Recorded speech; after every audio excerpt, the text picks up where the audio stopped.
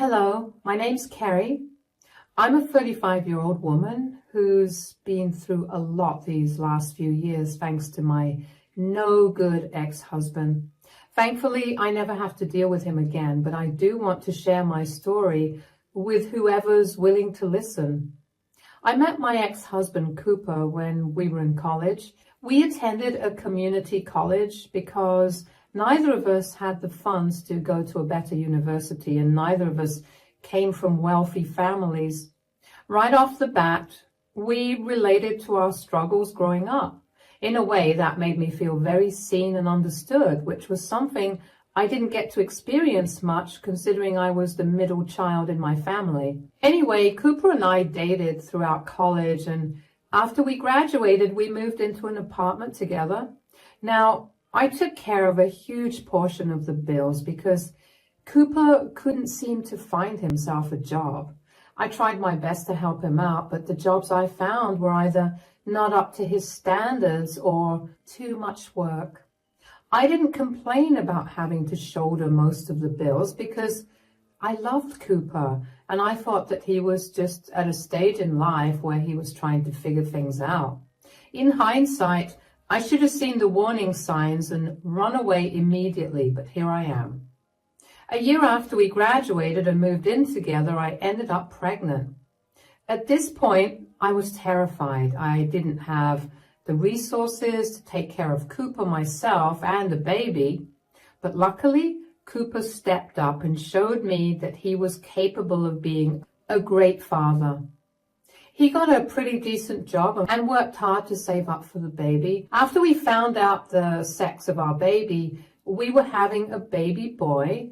I guess we actually realized how drastically our lives were going to change.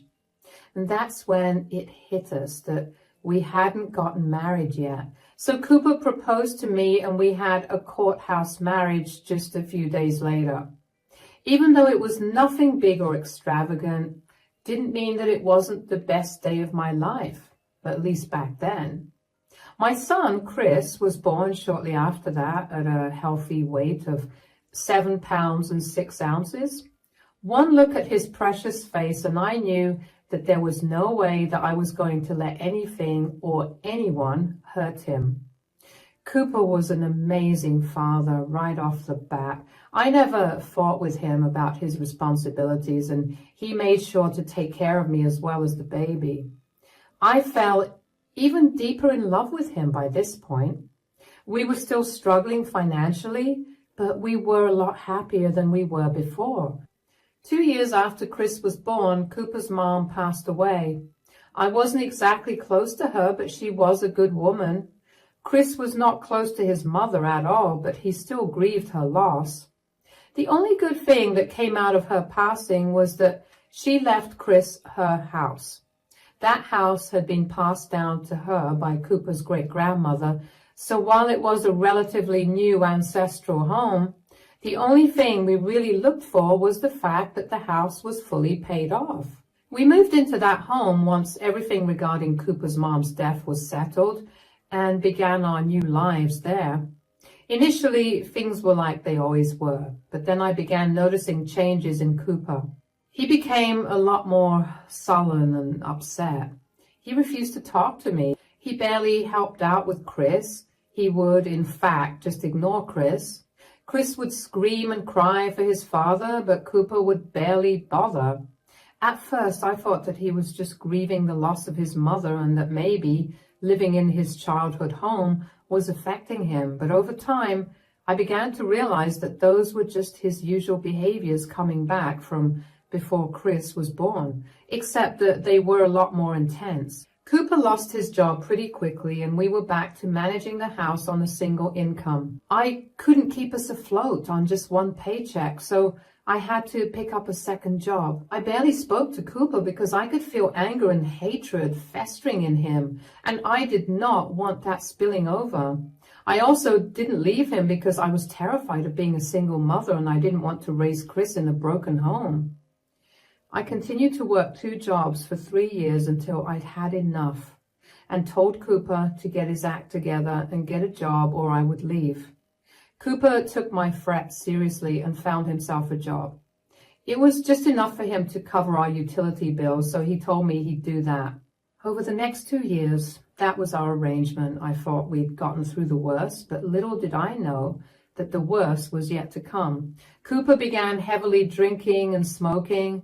The people at his new workplace would constantly take him out for drinks and smokes, and that bled into his home life as well. I did my best to deal with it and keep my son away from his messy father, but my breaking point came when I received an email that was a warning to pay off our electricity and water bills by the end of the month, or our electricity and water would be shut off. I flew into a rage that day. I used Cooper's laptop to check his bank transactions and found that he had been using all his pay for months to drink and gamble. He was in so much debt.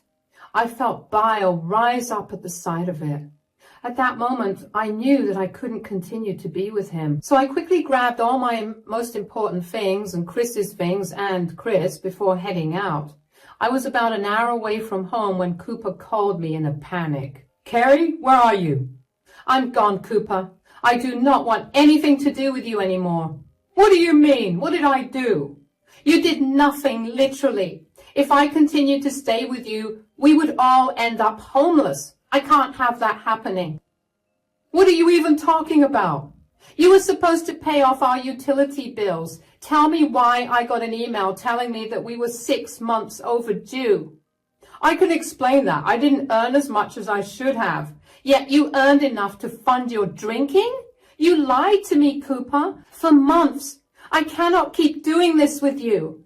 I looked at your bank statements. You earned more than enough.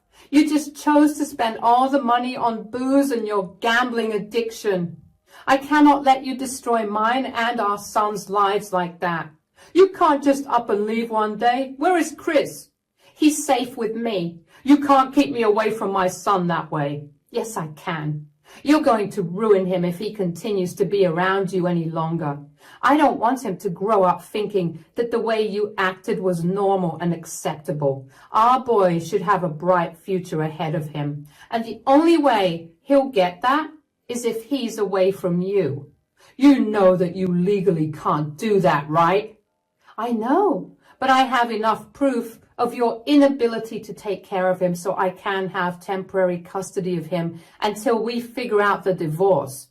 "Divorce? Are you seriously going to divorce me over a few unpaid bills?" "Those few unpaid bills are in the thousands right now. I do not have that kind of money to pay it off. They're going to shut it down soon and I need to get out. I left a good portion of the bill payment on the countertop, but you're going to have to figure the rest of it out. I cannot let you be a part of my life ever again." "Isn't there any way we can talk about this? Do you really want our child growing up in a broken home?" "I only stayed with you because I didn't want that. If it was up to me, I would have left you 5 years ago. But now I realize that being a part of a broken home is better than watching your parents hate each other." "You've gone mad. I will not let you get custody of Chris." "You don't get to decide anything. If you really want to get equal custody of Chris, you need to get your act together. No judge or jury will let you have equal custody of your son when you barely earn anything, drink like a fish and gamble away all your earnings." "Just you wait. I'm going to win custody of Chris, and then I'm going to make your life miserable. I'd like to see you wake up and not drink immediately first. Bye." I had no idea where I was driving, but I knew that I needed to get away from Cooper. As long as he had no idea where I was, I wouldn't mind. I ended up calling a friend who was more than happy to let me put up at her place for as long as I needed to get back on my feet. I stayed with her for almost 3 months before I finally had enough money to rent my own apartment. I then began saving up for the divorce. I knew that Cooper was not going to make things any easier for me, so I needed enough money to pay off a good lawyer. Thankfully, I managed to find a great lawyer who was willing to work for however much I could pay him. It took over a year to get the divorce settled, and once it finally was, I was given full custody of Chris. Cooper had no financial stability and had a history of drinking and gambling, none of which is a stable environment for a child. He was given visitation rights 1 weekend a month. I hated that, but I made peace with that. I continued to work hard until I managed to land myself a pretty good job that allowed Chris and I to live more than comfortably. Chris would visit his dad once a month, and while he wasn't the biggest fan of his father, he never made a fuss about it. I cut off all contact with Cooper, and unless it was to coordinate drop-off and pick-up times for Chris, I didn't bother to talk to Cooper. The arrangement worked for us for 5 years. However, in the 5th year, Chris was about 12 at that time. I began to notice Chris becoming rather scared of going over to his dad's place. I remember I talked to him about it once, but Chris just brushed it off. I didn't push it further, and I forgot about it, which is something I deeply regret. This odd behavior of Chris's continued for a year, and I never once questioned him again. I did my best to be there for him, but he made sure to push me away all the time. One particular weekend, I dropped Chris off at his father's at around 5 in the evening. However, at midnight, I heard loud bangs on my front door. I was terrified, but one look at my Ring camera and I felt better. It was Chris. That ease was quickly washed away with worry about why he was at my place at that hour instead of his father's. I was even more alarmed when Chris lifted his head and I saw that he was crying. "Chris, sweetie, what are you doing here? Where's your father?" "Mom, oh my God, why are you crying? Are you hurt?" I'm not hurt. I just calm down, sweetie. Take a few deep breaths. You're okay. Mom's here with you. Take your time and tell me what happened. Come in and let me get you some hot chocolate. No, I need to tell you. Okay, sweetie, what is it? Please don't leave me alone with Dad again. What? Why? Did he do something to you? Mom, please don't be mad at me, but every time I went over to Dad's place, he would hit me. Look at my arms and legs. What? Oh my God, my darling. I could never be mad at you. Why did you not tell me though? Dad threatened to hurt me more if I told on him, and I didn't know what to do. I really wanted to tell you, but I was so scared. Oh, sweetie, I'm so glad that you came to me about this. I could never be mad at you about this, okay? I promised to take better care of you, but did something happen tonight that made you come running to me? Well, Dad always acted funny before he hit me, and I wanted to see what it was. Funny? What do you mean? He would come back home from work or wake up in the morning or whatever, and he'd behave normally. He would be nice to me and he'd crack jokes with me, but then he'd go into his room or he'd stay in the living room after I went up to my room, and then suddenly he'd become this angry monster. The tiniest thing would upset him enough to start beating me. Oh my God. Yes, so I decided to figure out what was wrong with him. I mean, his mood was shifting so fast that I knew that something must have been upsetting him. So I set up my phone tonight to record the living room where he was sitting. And that's when I found him doing this. Oh my God. Is that cocaine? What in the world? I don't know what that was, but I knew that it was a drug. I wanted to stay in my room, but I needed to get my phone back before Dad saw it. I went downstairs and Dad got mad at me for being up past 10, so he beat me up. I even caught that on the camera. But once Dad was done, I managed to get my phone back. I looked at the recording and managed to run away to you. Oh, sweetie, this is way too much for you to be dealing with. Don't worry about anything. I'll take care of this. But you definitely deserve hot chocolate tonight. Why don't you take a nice warm shower while I get that ready for you? Thank you for believing me, Mom. No, I'm sorry that I hadn't paid better attention to you. I'm sorry I couldn't protect you properly. I know you'll protect me with everything you have now, so it's okay. I'll go take that shower now. I felt so beyond ashamed of myself for not looking deeper into the signs. Chris had to go through so much just because I chose to turn a blind eye. I can't even put into words how much I hated Cooper at that moment. I wanted to go over to his place and rip him to shreds, but I knew that the right thing to do was to inform the authorities about Cooper's behavior and his drug use. Honestly, I would love to say that Cooper using drugs came as a shock to me, but it really did not. It seemed like a natural step after watching him use alcohol until he could barely stay up. I just hated that he put Chris in the middle of it all. After I made sure that Chris was doing better, I called the cops and explained my situation to them. I tried to get more information out of Chris just to make sure that I hadn't missed out on any important information, but Chris had nothing else to say. 15 minutes after I made the call, there was a knock on my door. There were 2 police officers standing there. I had Chris go up to his bedroom so I could talk to the officers. "Hi, ma'am. I'm Officer Calvin, and this is my partner, Officer Damon." "You called 911 about an emergency?" "Yes, my son. He was supposed to be at his father's house this weekend, but he ran away and came back here. When I asked him why, he told me that his father had been hitting him after doing drugs. I have no idea what kind of drugs, but they were definitely drugs." "Are you sure they were drugs, ma'am? And how do you know that drugs were involved in this?" "You and your son's father are divorced, right? How long has it been, and how old was your son at that time?" "Yes, my son's father and I got divorced 5 years ago. My son Chris was 7 years old at that time. And before you think about it, no, my son did not make up those stories. He showed me video evidence. He secretly recorded his father doing the drugs before his father hit him." "All right, can we see your son in the video?" "Of course. Chris, could you come down for a few minutes, sweetie?" "Yes, Mom. You called? Who are they?" "Sweetie, I called the police. I feel like they are the best ones to take care of this situation. They wanted to talk to you and to see the video you showed me." "Oh, yeah, of course. Here's the video that I took." "That's your father?" "Yes, sir." "When did you take this video?" "Just a few hours ago." "How long has he been abusing you? And do you have any idea about how long he's been using drugs?"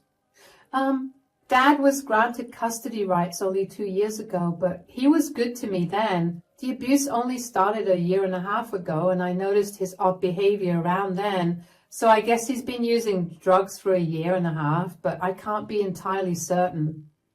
"Well, we have some concerning news for you two. We've actually been looking into this man for a while now." I don't understand. What do you mean?" "For weeks now, we've been getting complaints regarding noises and late-night rendezvous at his place." "Rendezvous?"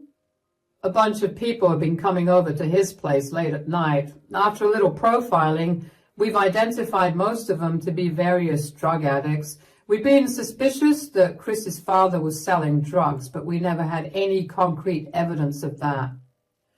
"But Chris, you've provided us with all the evidence we've been searching for. I'm so sorry that you had to go through all of that, but I hope you'll feel better knowing that you helped get a drug peddler off the streets."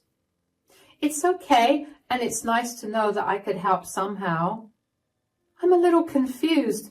How is this video proof that Cooper is selling? I mean, it's proof that he's using, right?" "It is, but it gives us the chance to get a warrant to search his house, and I'm sure when we'll search his house, we'll find something. The warrant will be ready in an hour."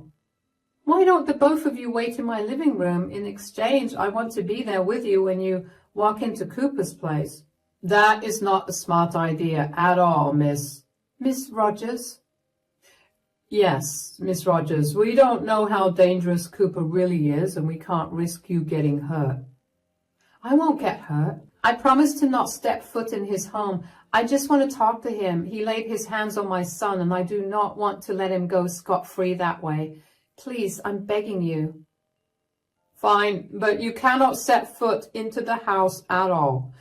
At any sign of aggression from Cooper, we will pull you out of the situation. Do you understand?" "Absolutely." My heart was racing. Yeah, I expected Cooper to do drugs, but I never once thought he'd start selling or just in general doing very illegal things. I only got more terrified when I realized that Cooper had endangered Chris by bringing drug addicts into the house while Chris was there. I'm not one to be prejudiced against drug addicts. I recognize that it's a genuine disease. But what I do not agree with is exposing kids to adults who are unable to function because of how strung out they are. While we waited for the warrant to get approved, the police officers sat in my living room while my mind raced with all the ways that Chris had been endangered. I couldn't help but be thankful to God that Chris was safe and alive. When the warrant came, I had Chris go to bed. I told him that I would be back as soon as everything was done and left with the officers. We got the warrant and drove as fast as possible to Cooper's place. Before we left the car, the officers, Calvin and Damon, reminded me that I was not going to be able to go into the house. I assured them that I just wanted to confront Cooper and surprise him with the fact that he had been caught. We waited in the car for about 10 minutes before we were joined by other squad cars that surrounded Cooper's place. Once everyone was in place, Officer Calvin and Officer Damon and I made our way to Cooper's door. When Cooper opened the door, he looked like he was strung out on multiple drugs, but the sight of the two officers immediately woke him up. "Carrie, what are you doing here, and why do you have two cops with you? If you're here to take Chris, you know that it's my time with him, and that is court-ordered. You have no right to bring these cops here." "Oh, I think I have all the right in the world to be standing here with these lovely officers. Where is Chris?" "He's sleeping." "Are you sure? Because last time I checked, he was at my place sleeping in his bed there." "That's a load of nonsense. Is this your strategy, to lie your way into getting full custody of my son?" "I'm not lying about anything. I know about what you've been doing to him." "Oh, and what have I been doing to him?" "I saw the bruises all over his arms and legs. I know that you've been hitting him, and I also know that you've been doing drugs." "Drugs? Are you really reaching that far? You want me arrested just because you want to have custody of Chris?" "I have proof of you doing drugs." "Officers, I'm sure there's a better way to use our tax money instead of listening to some loony lady's claims." "Sir, here is a warrant to search your house. We do have reason to believe that what Miss Rogers is saying is true." "You can't be serious. I don't want you in my house or looking into my things." "Sir, this is necessary, and if you resist, we will force our way in. We're asking you peacefully to allow us into your house." "This is crazy. What kind of evidence do you even have? For all you know, Carrie could have edited something and made it look like me. You have no idea how foul and crazy this lady is. She literally left me because she was delusional enough to think that she could do better than me." "I was not being delusional. You were a horrible person to be around. You always drank and constantly smelled of smoke. You lied to me for years about where you were spending your money, and you almost made us homeless. Why would I want to stay with someone like that?" "Regardless of your personal issues, there have also been reports by neighbors in this area of loud noises and late-night meetings happening at your place. That, coupled with the evidence that Miss Rogers brought us, has allowed us to make sure that there's nothing illegal happening here. If you truly haven't been doing anything bad in here, you have nothing to worry about. At best, we'd only request you to be careful with loud noises past 10 o'clock. "They're right, Cooper. If you have nothing to hide, let them in." "This is not about me hiding things. This is about my privacy being invaded." "Sir, this is a warrant to search your house. Feel free to read it, but we have to do our duty. If you'll excuse us now." Damon pulled me further away from the house and made me sit in the police car. He told me to not get out of the car unless explicitly told so. I assured him that I would stay put, and Damon ran into the house to help the rest of his colleagues. The policemen were in there for a fairly long time, and with every minute that passed, my heart beat faster. I couldn't help but worry that Cooper had somehow managed to get rid of all the evidence of his crime and was going to make mine and Chris's lives hell once this was over. Luckily, when the cops came out, they had Cooper in handcuffs and a pretty big bag that looked heavy. They found a good amount of drugs in Cooper's house, and when the cops found it, Cooper tried to run away. In his attempt to run away from his fully surrounded house, He injured 2 officers, which was another offense. It was only after I saw the cop car with Cooper in it drive away that I finally managed to calm my heart rate. Damon and Calvin came back to the car and checked in on me before driving me back home. Chris had been awake, waiting for me. I gave him the biggest hug and let him know that his father was arrested and was going to be away for a long, long time. Chris was so relieved that he began crying. I couldn't even imagine the kind of joy that my child must have felt, and I couldn't help but wonder how messed up it was that Chris was happy that his father was gone. Cooper messed up big time, and he was going to pay for it. The following months were nothing short of tiring. The first thing that happened was that Cooper was charged with a felony and was sentenced to 20 years in prison for that. Assaulting 2 police officers landed him with an extra 2 years in prison. Abusing Chris landed him an extra year, and he was sentenced to a total of 23 years in prison. Cooper looked defeated during those court hearings. I wish I could say that I felt sorry for him, but all I felt was immense anger and hatred towards him for what he did to Chris. I wanted him put away for as long as possible. After that, though, I had to work out the custody rights of Chris. Since Cooper was a felon, his parental rights were forfeited, and I became the sole custodian of Chris. Chris and I were beyond ecstatic about it, and we even went to Chris's favorite restaurant to celebrate that. Other than having his parental rights revoked, Cooper's home was also taken in by the government because of his surmounting loans. Cooper was going to have a rough time when he came out of prison, and I couldn't have been happier about that. I made sure to put Chris into therapy, even though he told me almost 1,000,000 times that he was doing completely fine. I still wanted to double check. Besides, there's nothing wrong with a regular therapy appointment. Chris has only been thriving since I've gotten full custody of him, and I feel like I'm the happiest person alive because of it. It'll be a while before I stop being so overprotective of Chris, but I've put myself into therapy too, so I'll work through it. All that's left for Chris and I to do now is to live our lives the best way that we can. Thanks for listening.